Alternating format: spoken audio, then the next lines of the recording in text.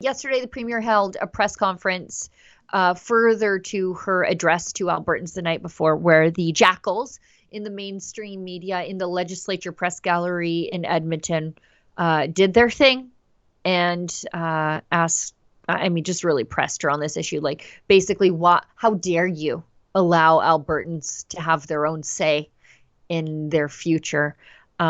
She outlined the province's new Alberta Accord initiative, which seeks to address critical economic reforms with the federal government. So this is they're accusing her of being a separatist, but she's like, no, I'm going to fight with the federal government from within Canada. Here's how I'm going to do it. And the mainstream media is like, but you're a separatist. Like, anyway, let's listen to her.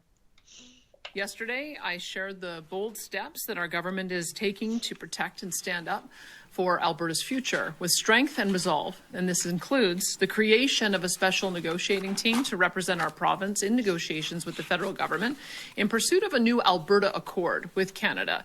This team will request reforms to guarantee port access to tidewater off the Pacific, Arctic, and Atlantic coasts for Alberta energy and resources, and all federal interference in the development of our provincial resources by repealing harmful federal laws like the No More Pipelines Law, C-69, and the Net Zero Electricity Regulations, require Alberta's consent before imposing any export taxes or restrictions on our resources, and to grant Alberta the same per capita federal transfers as Quebec, Ontario, and British Columbia. We are also launching the Alberta Next panel to explore long-term options for economic and constitutional protections from Ottawa. And we are preparing for a 2026 referendum on key proposals that emerge from these discussions. As most Albertans know, I have repeatedly stated I do not support Alberta separating from Canada. I personally still have hope that there is a path forward for a strong and sovereign Alberta within a united Canada. So I am going to do everything within my power to negotiate a fair deal for Alberta with the new Prime Minister. And while doing so, our government will work with Albertans on various initiatives to better protect Alberta's provincial sovereignty and economy from Ottawa should those negotiations fail and the economic attacks continue. Well, Ottawa has a ticking clock now, don't they? Before 2026, they must make sure that Alberta has access to tidewater, repeal damaging laws to our economy, give Alberta consent, and reevaluate equalization payments across the country. And what we don't hear the government or Mark Carney saying is that he is going to do any of these things. We have no assurances so far that the federal government is taking this seriously. From Danielle Smith, as a matter of fact, I think that they've communicated the opposite, that this is a frivolous or non-serious movement or woman that they're dealing with, and I think that that's going to come back to bite them in the butt. Yes. Again, I was talking to Michael about this on the Gunn show this week. And he said, yeah, the ball right now is in the federal government's court. Danielle Smith has laid out her list of demands, and they are not outrageous. In fact, they are saying, give us back the things which are constitutionally within Alberta's purview. We're not asking. That's right. We're not asking for special treatment. We're asking you to stay the heck in your lane so that we can do what we need to do to bring Alberta forward, but also to bring the rest of you along with us, because a rising tide floats all boats.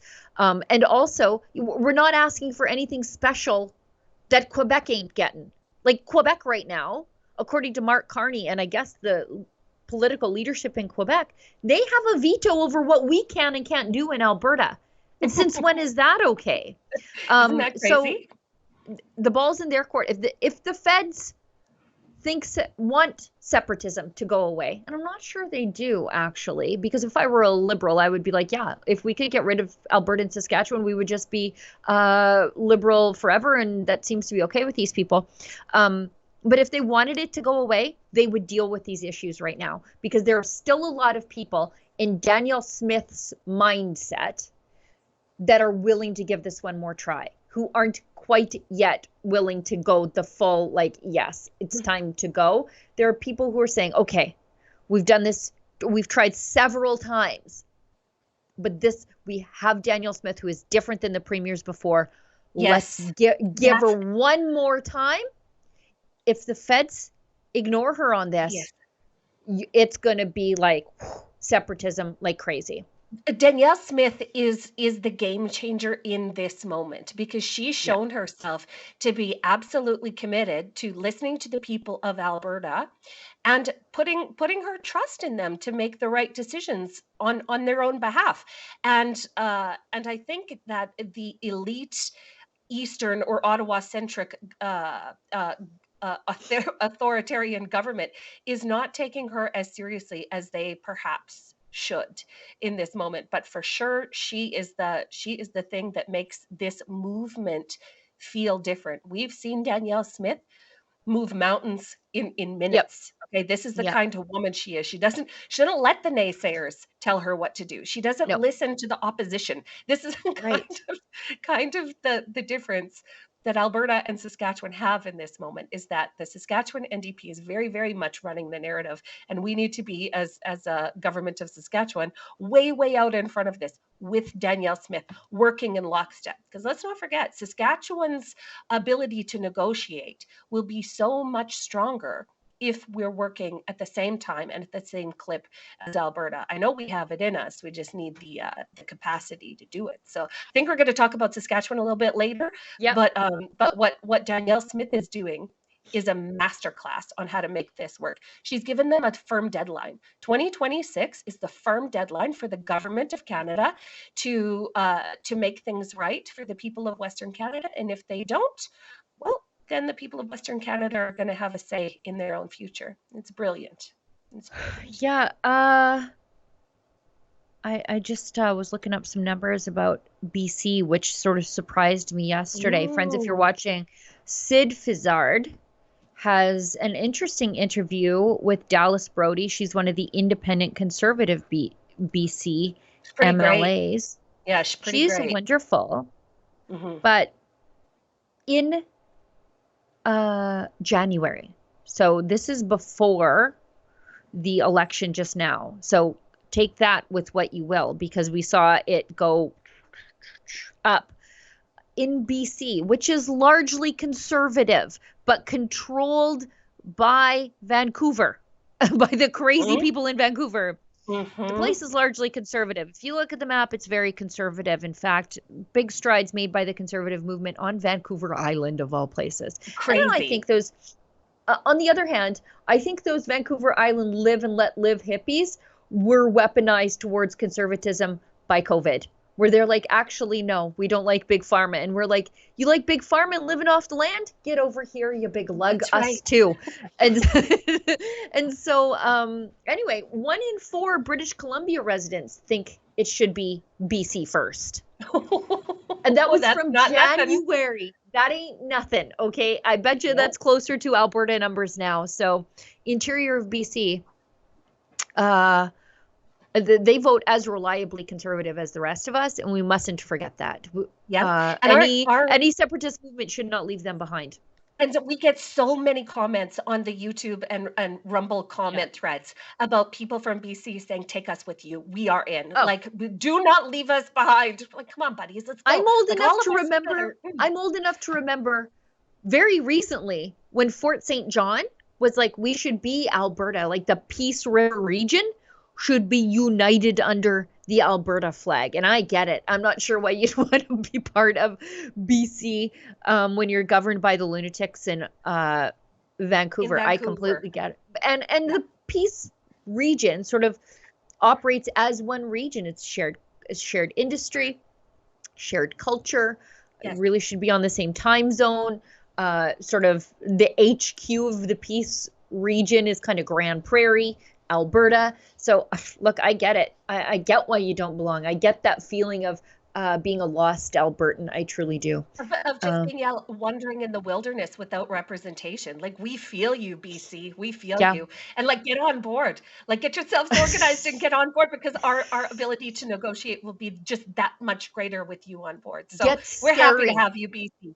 We're happy to have scaring your NDP government. Get scaring them right now.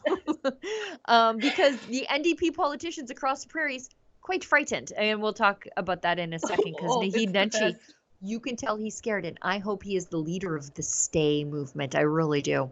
Oh, same with Carla Beck in Saskatchewan. I'm like, Oh keep yeah. yapping, lady. Like, just the best. Keep Love to see it. cozying up to Ottawa. See what that gets you. Exactly The NDP, which are, like I said, reduced to a party that can cart themselves around in third row seating. Premier Smith warns Albertans not to be divided by external forces while separation sentiment is growing. And this is what I think is important. I think it's more so who and what we are on the prairies, is that we can disagree with each other and not think that we are both evil and wrong. And that has not been the case by progressive politicians with whom we disagree. Justin Trudeau wondering if there should even be space in society for us, calling us all kinds of names. And Nenshi calling people all kinds of names from time to time. I think this is leadership. But this is a difficult discussion about the future of our province, either with or without the rest of the country.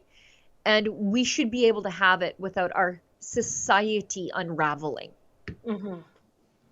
In the months ahead, there will be many who will try to sow fear and anger among us, those who want to see Alberta divided. Regardless of what each of us believes about this issue and what path we think is best, we as Albertans must be able to respectfully debate and discuss these issues with our friends, family members, and neighbours. I know that if we do that, in the end, our province will find the best solution for this immense challenge we face and come out of it stronger and more free than ever. Yeah, calling for respectful debate, whereas the left is calling right now in Saskatchewan.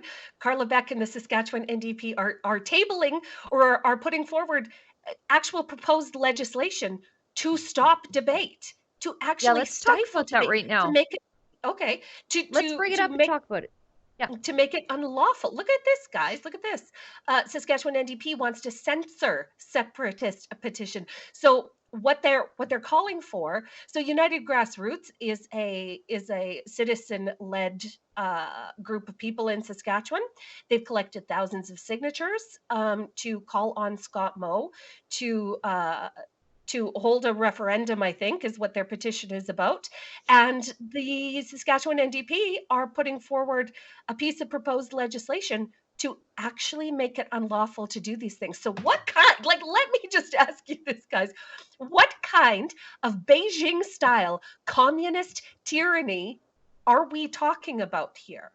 They want to make it unlawful for normal, everyday, regular Saskies to have these conversations, to accelerate these kind of citizen-led initiatives. And it's insane. Like, it's absolutely insane. To stifle the voices of the people of Saskatchewan, did we dodge a bullet, Saskatchewan? We were within a hair's width of having this lunatic, Carla Beck of the Saskatchewan NDP, as our premier. Like, this is what she would do to us. She would make it unlawful for us to talk about these things, let alone act on them. It is crazy. Yeah, and like, full disclosure, I know Nadine Ness. She is the leader of Unified Grassroots. I know her husband. She married into a very freedom-minded family, I'll tell you that much. Such a good family. Yeah, truly. Her father-in-law went to jail for the right to sell his own grain to whomever he so pleases. And then in doing so, set the rest of us free. He was pardoned by Stephen Harper for the crime under the export laws, which wasn't a crime if you were a farmer in Ontario, by the way. They sold some wheat to a 4-H group in Montana to prove a point. And then they ended up over the border, then they ended up serving time. So this is the family that she's from. They literally carried a bag of grain and sold it over the border, and then were arrested for this. And that started the breakdown of the wheat board, the wheat pools. Yeah, the wheat pools in Saskatchewan. So freeing farmers and enabled them to be able to sell their own product for the best price. That was Nadine Ness's family. So yeah, she comes from a really, really great family. Yep, just the greatest people. Jim, went to jail for He's just the best. my family. Jim went to jail for my family so that my family didn't have to. Absolute hero. A legend. The man is a legend, and he was pardoned by Stephen Harper and thrown in jail by Ralph Goodale, actually, at the time.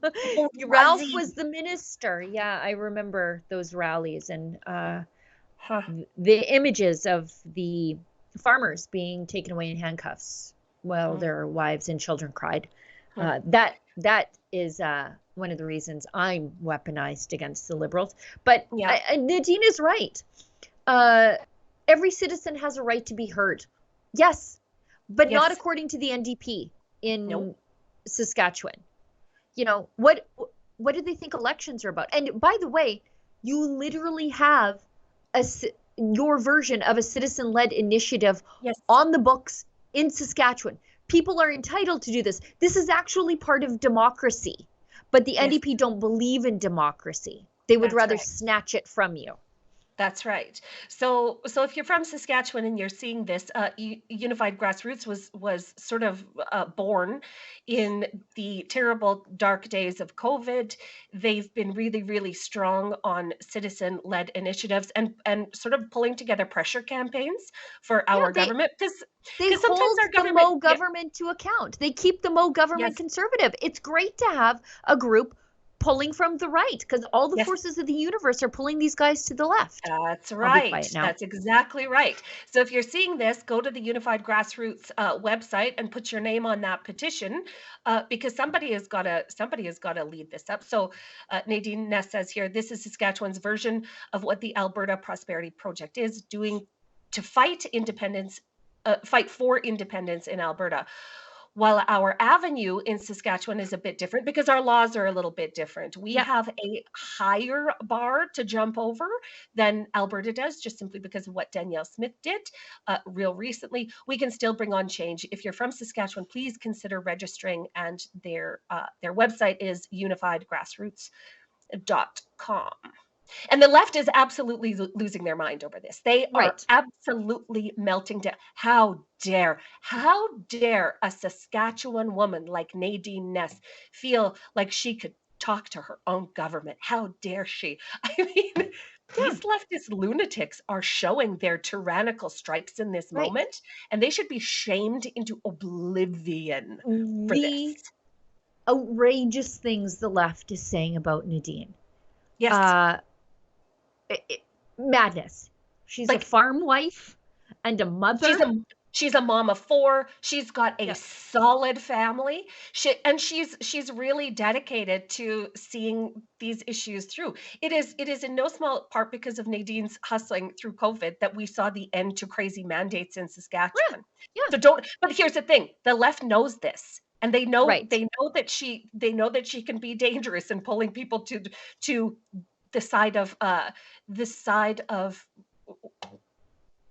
the normal people of Saskatchewan. They know, the left knows that Nadine Ness can pull the government to the side of the people of Saskatchewan, and that is why they're so angry at her. Don't stop, Nadine. Keep going, Nadine. Allow, and that's the thing. Whatever the outcome is, why not let the people of Saskatchewan decide instead of Carla Beck, leader of the NDP?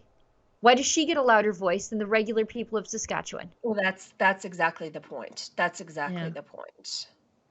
Let's go to, while we're on the topic of the NDP being censorious losers, we've got one in Alberta, Nenshi.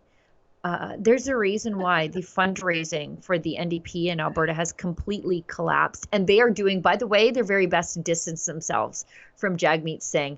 I think at their last AGM, because if you are a provincial NDP member, like a member of the provincial NDP parties across the country. You were a member of the federal. Right. It's one big thing. Mm-hmm. And so they're like, maybe we shouldn't do that. Because they're so toxic and useless. Yeah.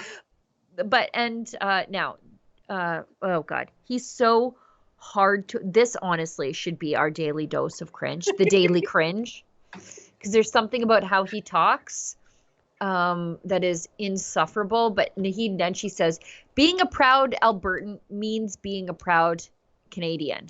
We will not let Danielle Smith take that away from us. Danielle Smith isn't taking it away from you. She's going to give the opportunity for me to take it away from you. And others like me, just people who have a say. He has his own. The one thing I will give him credit for is his commitment to a cutesy URL, which we love over here at Rebel News. We love a good URL. Visit separatistsmith.ca and join the thousands of Albertans who are standing up for Canada. Okay. Imagine in this time in Alberta, positioning yourself on the side of Ottawa and not Alberta, but you've just imagined yourself to be this dude. Same as Carla Beck in Saskatchewan. That's exactly right. Like taking the Ottawa position. And it's so funny because if you listen to normal, everyday, regular people in Western Canada, they do not identify as Canadian first. They identify as Albertans or Saskies first, and Canadian way far down that line. So this is great that Naheed Nenshi learned from Rebel about a cute URL, like a vanity URL. I bet he did. It is, you guys. It is good. It is good. It's kind of a lot of people are like, I wish she was a separatist. Like, I feel like the NDP are threatening everybody with a good time. But let's listen to his cringe. There's something about his voice too that has the same Justin Trudeau effect on the inside of my ear. Like, I feel like somebody's licking the inside of my ear. That's what his voice does to me. Anyway, let's listen together. Okay. The very sovereignty of this great nation is under threat from the outside, and we have a premier who is threatening this nation from the inside. Smith has spent years pushing policies and ideas that would rip Alberta out of Canada piece by piece. She's endorsed the so-called Free Alberta strategy. She passed a Sovereignty Act. She's actively dismantling the RCMP. She's trying to pull Albertans out of the Canada Pension Plan. She remains one of the only premiers who will not sign agreements with the federal government on things that matter to Albertans, that matter to their pocketbooks every day, like childcare and pharmacare and dental care. Being a proud Albertan means being a proud Canadian, and we will not allow Danielle Smith to take that away from us. Visit separatistsmith.ca. Sign the petition. Add your name to the list of people, of Albertans who are standing up for this country. We believe in Alberta, we believe in Canada, and we're not going anywhere. Ugh, so cringe. By the way, when he talks about the Sovereignty Act, he forgets to tell you the second part of the name. So the Sovereignty Act is Alberta's sovereignty within a United Canada Act. Mm-hmm. Oh, did he forget? He did. He just conveniently forgot about that. Yeah. Well, that makes sense. But when he talks about Danielle Smith not working with the federal government on all of their bad ideas that cost us all so much in taxpayer dollars. I mean, what is not to love about what she's doing for Albertans right now? What is not to love? That she's pushing back against an abusive, scary. Look at this. Oh, they worked hard to make that look ominous, didn't they? Huh. Jeez. She won't stand up for our country. Well, that's she's the premier of a province. She's not supposed to be like Doug Ford on the Team Canada train. That's not her job. That's not her role. And yet. Oh, Nenshi. Yeah, and he talks about a proud history of freedom-loving Canadians who know we're not the 51st state. Excuse me, you're the NDP. You are the last people who should be talking about how we're a bunch of freedom-minded people. All you want to do is crush our freedom. You are the ones who are mad because we weren't locked up in our homes long enough by Jason Kenney, that we kept going to church. I remembered Rachel Notley saying that, the hammer's got to be dropped on Grace Life Church. And sure as heck, they took the pastor away, James Coates, for 30 days in jail. These are the people who are not fighting back on censorship legislation. They didn't complain when our Section 6 charter rights were violated by travel restrictions during COVID, or our freedom to gather to protest the government. So, and successive gun grabs of the federal government. which are attack on our property rights. Like the NDP are like, yeah, do that more, do it harder to Albertans. So for these guys to say like, we're the ones protecting the freedom-minded ethos of Albertans, get bent. Yeah, no thank and you. she and saying that she doesn't support federal initiatives like $10 a day daycare. Well, no, it's almost like Danielle Smith knows that couples raising their own children and creating an economy where moms could perhaps, I don't know, stay home and raise their own children is a better idea than shoveling 6-month-olds into federally funded radical gender Right. day orphanages. She knows that. Like Auntie Danielle knows what's best for the babies. Right. So to attack her on these things, oh well, she refuses to cooperate, or she's she picks fights with the government. She picks fights with the federal government so that they will stop interfering in the lives of normal everyday working Albertans. We're not picking the fight. They are. We're just finishing it. Like, don't invite us to rumble behind the garbage cans and then get mad when we show up. Honestly, these people. Oh, these people. That's a man that's never been in a fist fight right there. Okay, we've got some chats and we'll hit an ad break and then we'll come back into, I guess, into Carney fallout. Because now Carney's leaning into like I'm an Alberta boy. Okay. Sure. Mm-hmm. Then why are you writing op-eds in the Globe and Mail as a resident of Ottawa, as an Ottawa citizen? Okay. Let's face it, Canada's economy isn't heading in the right direction. Inflation's eating away your savings, and government debt is out of control. No politician is going to fix that overnight. With Guildhall Wealth, you can hold real physical gold and silver inside your RRSP. It's a time-tested way to protect your retirement and take back control of your wealth. Call 1-877-8-SILVER or visit guildhallwealth.com/rebel to request your free investor kit. And hey, make sure to mention Rebel News.